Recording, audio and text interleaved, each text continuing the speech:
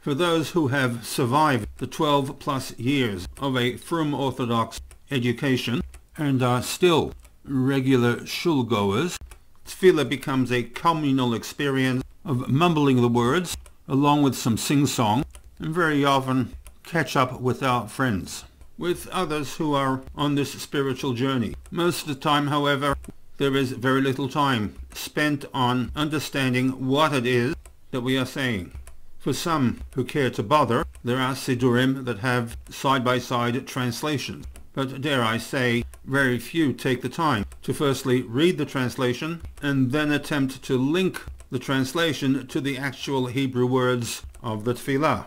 For those who do undertake this extra step in their tefillot, there are further challenges, as for example, the 3 stanzas of the Birchat Kohanim that are said each morning as part of the Birchat HaShachar. Most of the individual words of the 3 stanzas will be identifiable to those who have gone through 12 plus years of Jewish studies.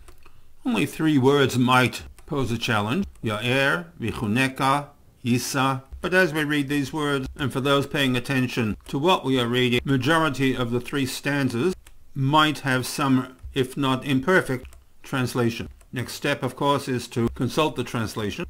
Hashem will bless you and also watch over you. Hashem will shine his face upon you and be gracious to you. May the Lord turn his face towards you and grant you peace.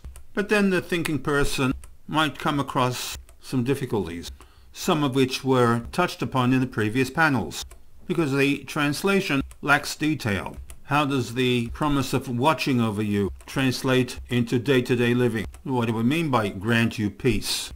And then we have the face problem. The expressions sound nice, but what is the metaphor that Hashem will shine his face upon you, or Hashem will turn his face towards you? So for the thinking individual, there's a need to move into the next stage, and that is to consult earlier sources that might have addressed the issues mentioned.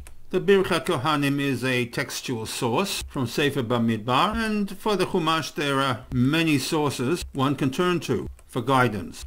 Rashi is usually the first stop. If the issues are not addressed by Rashi, then one must look elsewhere. In this panel I shall be looking at the commentary of Rashi to the first of the 3 stanzas, the Yevarechecha Hashem v'yishmerecha, for which, as we noted, the raw translation is, may God bless you and guard you.